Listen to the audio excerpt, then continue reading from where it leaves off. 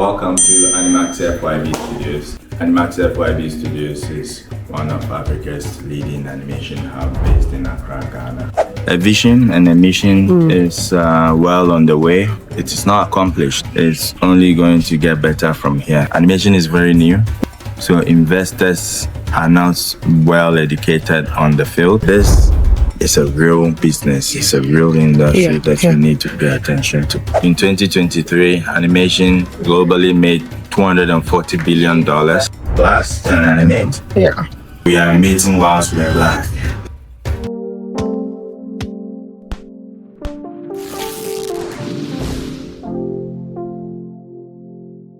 Welcome to the ChannelStrip, where we channel our energy into any events and strip away negative misconceptions. I am at the Animax Studio, FYB Studio, and this video is just going to be me interviewing FrancisYB Brown, who is the creative director and mastermind behind this amazing studio that you see behind me. I'm really pleased to be here. It is a beautiful spot that does really challenge your energy into learning new things and makes you strip away the misconceptions that art cannot be made in Africa for Africa. I hope you guys enjoyed this video. I hope that this video gives you inspiration to just go ahead and do what you want to do. Create for you, create for your people, create for people who will resonate with you, and maybe consider bringing some of that talent back to Africa. Mr. Francis. Hello. Tell us about yourself. Welcome to AnimaxFYB Studios. Okay. My name is FrancisYB Brown, and I'm the creative director and the founder of AnimaxFYB Studios. AnimaxFYB Studios is one of Africa's leading animation hub based in Accra, Ghana. We produce work in 2D, 3D, and also visual effects for films. What does it feel like to just be able to employ artists, give them what you didn't have coming out of college? I feel very blessed. I feel like a vision and a mission is well on the way. It is not accomplished, but we've scratched the surface at least, and it's only going to get better from here. 100%. I mean, for the fact that now about 22 people are employed here. Wow. On staff. Wow.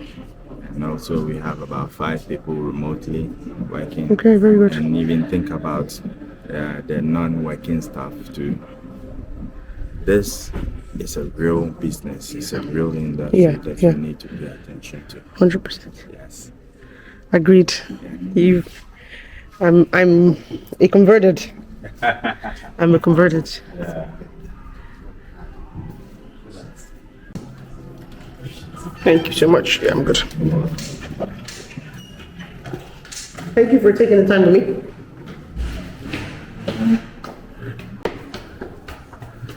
Our light here is messed up, but then you will see this properly. That's all right. It's one of our lights.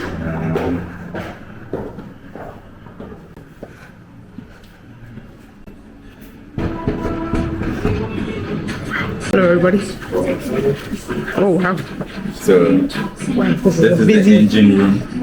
It's a busy spot. Yeah. So, Wow. I don't know what I was expecting, but I wasn't expecting this.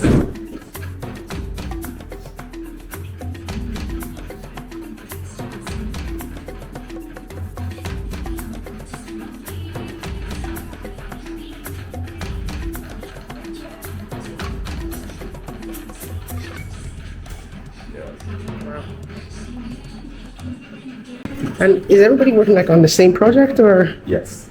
Okay, they're all simultaneously. Yes. Oh my goodness. Animation is more work than I thought. Yeah, it's world building. So you have different things coming together to make your one piece. So you have those who are doing the hair, the clothing, the environment, putting even bones in the characters, making them move. You have those also modeling the cars, the seats, the watch. Yeah. Can they, using whatever software they're using, can they all see what each other is doing? Yes, there is a pipeline app that we use that you're able to see where each and every person is at Yeah.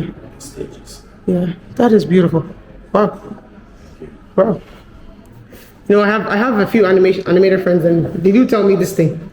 I think it's hard to believe until you see a room like that. Like, wow, everybody's doing their thing.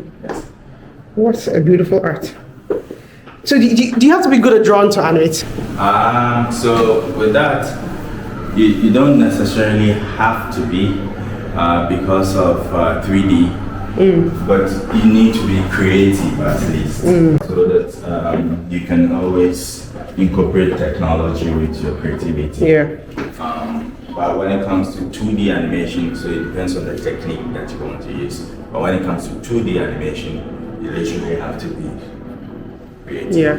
Is 3D more expensive to produce? It's relative. Okay. It's relative. It depends on what you want to achieve at the end of the day. Amazing. Amazing. You have a beautiful story. Very Pan-African sort of Africa first headspace. And that's amazing. Any thoughts to anyone who's trying to get into the animation world?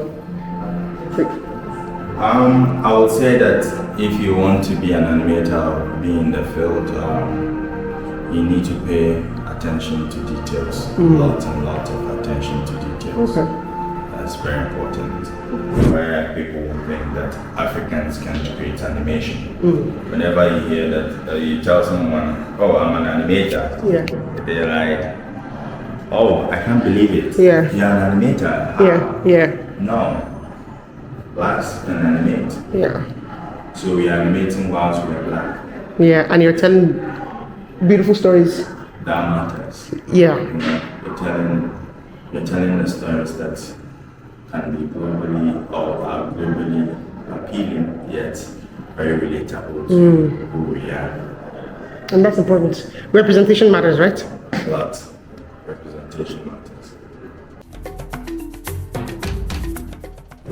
As we stand here, we are standing in front of one of our IPs, that is Jabari. And Jabari it's a fictional short animation film which was made in 3D. And it won Best Animation at the African Movie Academy Awards, which we call our African Oscars. And these are some of the characters of the film. Okay. The film is literally set in ancient Kemet, that's ancient Egypt. And it tells the story of how Black Renaissance happened. In this short animation film, we have Jabari being the lead character. So that's Jabari himself. He's a warrior king. And we know that as at the time it was more about conquest. So a lot of fights, a lot of bargaining, a lot of political diplomacies, right? And here is Queen Tefnut, who happens to be the queen or the wife of the villain. Our villain in this story is King Khufu, so Khufu's wife. And we have Hem-Naja. Hem-Naja is a priest, a very powerful priest who existed as at the time. And he's also the guardian of Jabari. Jabari grew in the ways of swordsmanship and sorcery. So Hem-Naja helped him build his heightened sense in spiritual world, whilst he also built him as a warrior and a very wise king to be. Yes. And over here... Did you write that story? Yes, the story was written by Akosua Hansen and Prince Moses Oforiatta. But they also did some research with professors and those who learned on the subject matter of Kemet. Yes. What's Kemet? Kemet. That's ancient Egypt. Okay, yeah. Over here too is another intellectual property of ours. That's another title of ours. That's Tutu. Okay. And Tutu is the story of the formation of the 17th century Ashanti kingdom, where two young people came together, a pragmatic young prince called Osei Tutu. He joined hands with this powerful magician whose name is Okonfanochi, and together they came together to liberate 8 clans of Akan, because as at the time we didn't have unified kingdoms and all that in the sense of Ashanti. They were all satellite clans, but then these clans came together and formed the Ashanti kingdom. But before they formed it, they were all separated, and these two were able to bring the alliance together to bring all of these other satellites of clans together to liberate their people from bondage, from the Dangers. Danger was a very powerful kingdom as at the time and was ruling over everyone. But they didn't like it so much, so they had to do something about it. Abina Bensua happens to be the mother of Intin Jakari and also the sister to the king of Danger. And she ended up becoming the love affair of Osei Tutu. Okay. And together they gave birth to one of the most fierce warrior king, whose name is Intim Jakari. But then again, Osei Tutu had to kill his own son in war. Wow. But he didn't go for the war. He sent warriors to the war. Then Danger had to be defeated because of all the problems that they were causing. It was a tyrant kingdom as at the time. So that's the story, but we've only created a 5-minute proof of concept of this. Oh, really? And we're looking forward to get investment to really expand the story, because it's a rich story, a rich history that comes in a lot of layers. Is it based off like true? Yes, it's based on true narrative, it's historical. And that's one thing about AnimaxFYB Studios. We love telling our stories from the past to bring it to contemporary days and also look into the future, because we believe that if you don't understand and know what happened in the past, you can't understand why you are here now to inform your future. So that's it. And when we go inside, Thank you so much. yeah, we come inside here. This is our mural that is having 2 of our characters from our project Mofra. Mofra is currently on Amazon Prime. Okay. And we happen to be the first independently produced Yeah. animation content that has been placed on Amazon Prime.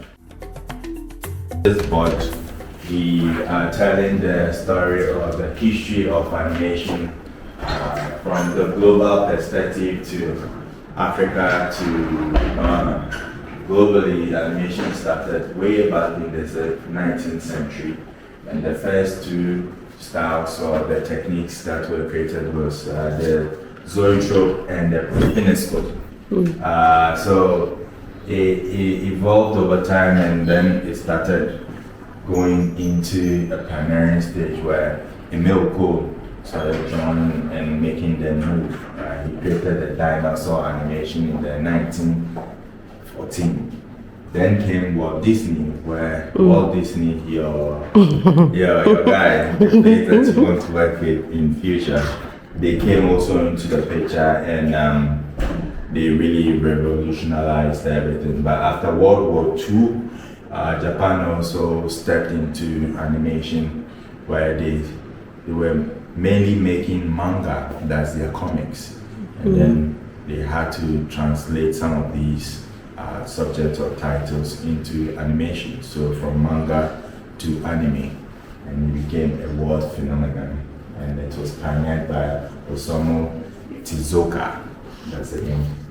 And in Africa, animation has been here since the 1960s, where a lot of the animations that came out were more of educational materials.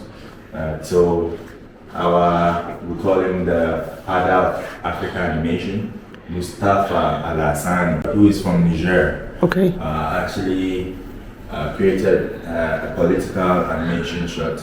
He was very political. Okay. So he was using animation and satire comics to drive home his message. So he was the one who opened the floodgates for Africa to realize animation. And it didn't really pick up as much, though institutions like UNESCO, the UNICEF, the UN agencies were using it for educational purposes during the colonial era and also post-colonial era. In the 20th century, that is when we saw the bubble of African animation burst, where more animation studios started coming out. The one that really stands out as we talk is Triggerfish animation studio based in South Africa. Then we saw the new satellite of studios coming out, like Until's, like AnimaxFYB Studios as you stand here. Animax literally happens to be Ghana's first full-time running animation studio. And Fatboy Animations, Full Moon from Egypt. You know, we started springing out, and today you can boast of us having our content on the Netflixes, the Hulus, the Amazon Prime, the Disney Plus, and the likes. And in Ghana, animation has been around for almost 6 decades. The National Film and Television Institute, where I schooled, was created to be the workforce arm for the National Ghana Broadcasting Corporation, just like the British Broadcasting Corporation. They needed skilled labor, so they had to set up a film school, and in that film school there was an animation department. So over 60 years, they've always graduated animation students from the school, but it's only started picking up. The animation industry started picking up once again in the 21st century, where we had people like Parable Studios, which created the first feature-length animation film from Ghana, came in, they did it, but then Parables was not a studio, it was more like a one-man business who had freelancers join. So AnimaxFYB Studios followed up by really establishing a space that brought in people that will work from 9 to 5 or whatever hours that they know that this is their job. Yes. And we followed up with Indigene Bros and Poker Studios, going international with some of their works. And Max was already going international, but these guys also joined and they started going international. On this board shows how the dream was built, right? This is your story. Yeah, this is my story. My story as the founder of this space, and also how Animax really came into being. So I completed school at NAFTI, as I said, but when I completed school, something happened. I realized that there was no studio here to employ my service. And my graduation film was doing very well. It was winning and getting nominations locally and abroad. So I became sought after, and I got the opportunity to leave to school, do my master's, or work in a studio abroad.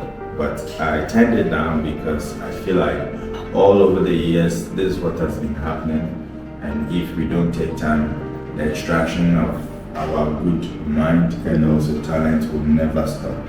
So to do this, to bridge the gap, I stayed behind and created AnimaxFYB Studios. And when I did this, over some few months, I was fortunate enough to get some friends who also have the same vision and see where I'm headed, join me so that we could make this thing go. So in this case is my very first laptop that I ever used. This machine was used from 2009 down to 2013, and it died on me. It's a Toshiba satellite. Yes. I used to have one. Right. Yeah. So as it died on me, I got a new machine. But this machine is what really established the studio. From just one laptop to becoming a member of the International Academy of Television and Sciences, which is the EMI. From being a local enthusiast to becoming a global member of the film community. Why did you decide to study animation in the first place? So I was naturally born an artist. Okay. I was creating with everything that comes to me, anything that I see. And something happened where my grandmother I was staying with my grandmother, and she was very encouraging. She was always giving me animations to watch. She would buy it on a VHS cassette and give it to me to watch. And I started sketching some of the characters that I've seen. What she kept on saying was that this particular animation that you're watching, I see you now creating the characters. And she said that? Yeah, and I think in future you can create animation too. And it stuck with me. I loved watching animation, I loved drawing anyway, so it's like, okay, my path is clear. And since then, I've never looked back. Wow. Yeah. Wow. This will be our trophy stand where you see some of the most prestigious awards that we've won so far. And this is your our Wall of Fame. Historical. Wall of Fame. So over here you get to see the plaques for our humble beginnings, when we got a very big publication about Animax being launched. Yes, Ghana launches its first animation hub, our first award that we ever won, our first international feature publication by Cartoon Brew, which is one of the leading animation online platforms. When I got endorsements from my mentor, that's Richard Williams, that's one of the founding fathers of modern day animation. My visit to the foundry, meeting the owner of the place, us winning our first international award at AFRIF. There's a lot of things. Lots of awards, awards. And also, on this board we talk about the very future of animation in Africa. All stems from education, training. So we have a training facility over here that we are not only producing, but we also train talent who want to get into animation. And this talks about our history and also all that has to do with how we conceive training ideas and where we are now and where we want to take it. Who's this character? This character, it's an emoji from our Mofra project. Okay. Yes. We have Room 5, our animation, short animation film that got shortlisted to ANSI Animation Festival, which is the world's leading animation festival based in Annecy, France. Mofra that went on Amazon Prime. Jabari that won Best Animation at AMA Awards, that's the Africa Oscars. And Time City, a project that we are currently in progress. And over here is our training facility, but now turned into a cinema space for the exhibition and presentation.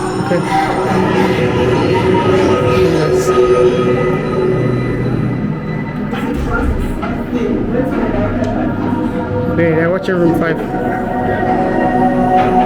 Oh wow! Yes, these are some of our projects. Very nice.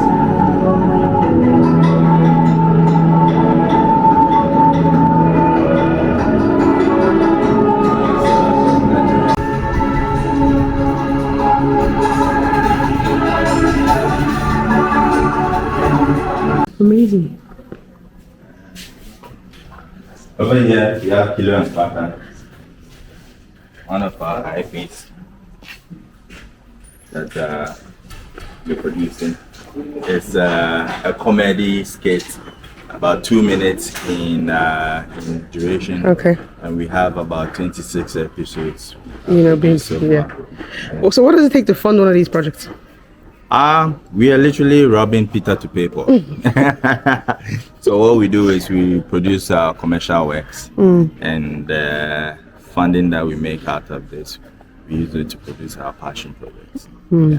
Because we've not gotten to that stage where, not as a studio, I'm talking about as a country and as a continent. Animation is very new, so investors are not well educated on the field. Okay. So they are taking their time to understand, so that they can start investing in it like the way they invest in real estate and fast-moving commodities. If you were to explain, if I was a potential investor, how would you explain it?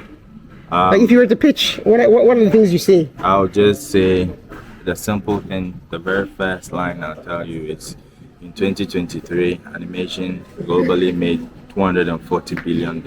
Wow. Africa made $13 billion out of this, and that $13 billion didn't stay in Africa.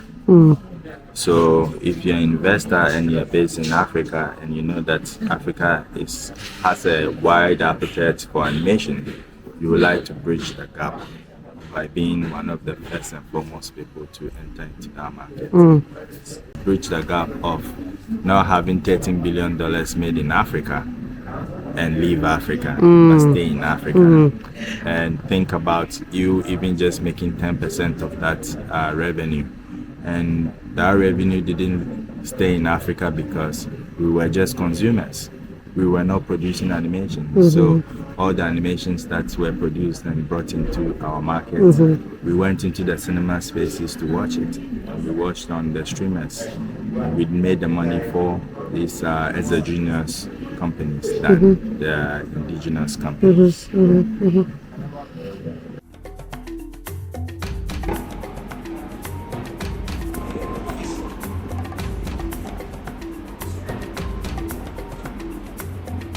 Okay, so let's tell me your name. Hello, I'm Samuel Haywood at Accra. Nice to meet you, Samuel. It's a pleasure. How long have you been working on Animax? With Animax on grounds, that's about 4 months now. But it's been a couple years off ground. Okay, what do you mean by off ground? Off ground meaning been working virtually from different parts of the world because I wasn't really based here, so. Where were you based before? I was in the UK. Oh, nice. And are you here full time now? Yes, full time to take on Animax. Wow, amazing. What is your background? So my background is basically business. My undergrad was in business development or business admin, and my master's was in entrepreneurship and innovation management. So what led you back to Animax? Back to Ghana. Ghana is home. I mean, this is where I've always wanted to be.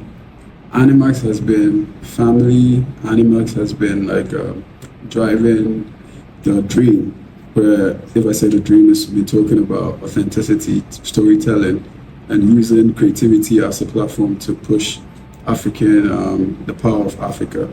So that's basically the main reason why I wanted to come back home, be part of the family, and just help push this whole agenda. Amazing. That is so inspiring. Where did you grow up? I grew up here in Ghana. Okay, and then you went to the UK for studies. Exactly. And the goal was always to come back home. Exactly.